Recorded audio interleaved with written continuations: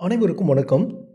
சென்ற பதிவிலே ஆனத்தூர் அரசினர் மேல்நிலைப் பள்ளியில் தலைமை ஆசிரியராக பணிபுரிந்து ஓய்வு பெற்ற Ko Gnanasekaran MSc, MEd, MPhil, PG diploma in yoga அவர் கோழினூர் ஒன்றியம் ஓட்டேரிப்பாளைய கிராமத்திலே ஒரு வேளாண் காட்டை அமைத்திருக்கிறார் அப்படின்றத நம்ம பார்த்தோம்.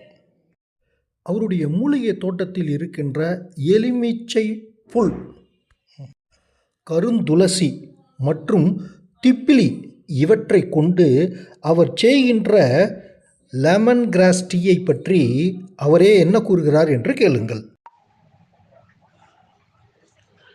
ஆத்ம நமஸ்காரம்.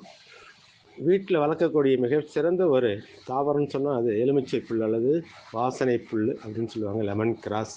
இந்த லெமன் கிராஸ் வீட்டில் இருக்கும் பொழுது ஒவ்வொரு குடும்பத்தாரும் நமக்கு தேவையினால ஒரு டன்பார் நீரில் ஒரு இலையை மட்டும் 4 துண்டுகளாக 5 துண்டுகள் சிறு சிறு துண்டுகளாக வெட்டி போட்டு அதோட 4 துளசி இலை 2 திப்பிலி இருந்தால் அதை போட்டுக்கலாம், இல்லைன்னா இஞ்சி ஏதாவது போட்டு இதை கொதிக்க வைத்து வடிகட்டி எடுத்து நமக்கு தேவையான அளவுக்கு ஸ்வீட்டுக்கு தகுந்த மாதிரி சிறிது நாட்டு சர்க்கரையை கலந்து குடித்தோமானால் இந்த கொலஸ்ட்ரால் ட்ரபிள் இருக்காது, அவங்களுக்கு தூக்கமின்மை வராது.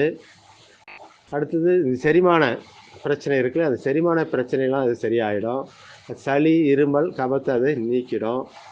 விட்டமின் சி, விட்டமின் B2 இந்த மாதிரி இந்த விட்டமின் இது அதிகமாக இருக்குது. அடுத்து ஆன்டி ஆக்சிடென்ட் இருக்கிறதுனால நோய் எதிர்ப்பு சக்தி நமக்கு உடம்புல அதிகமாகும்.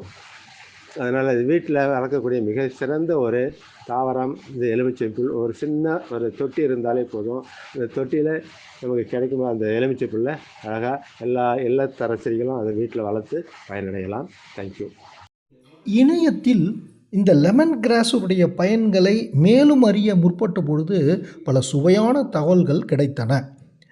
மார்பக புற்றுநோயையும் பெண்களுக்கு மாதவிடாய் காலங்களில் ஏற்படும் வயிற்று வலியை குறைப்பதற்கும் இது பயன்படுகிறதாம்.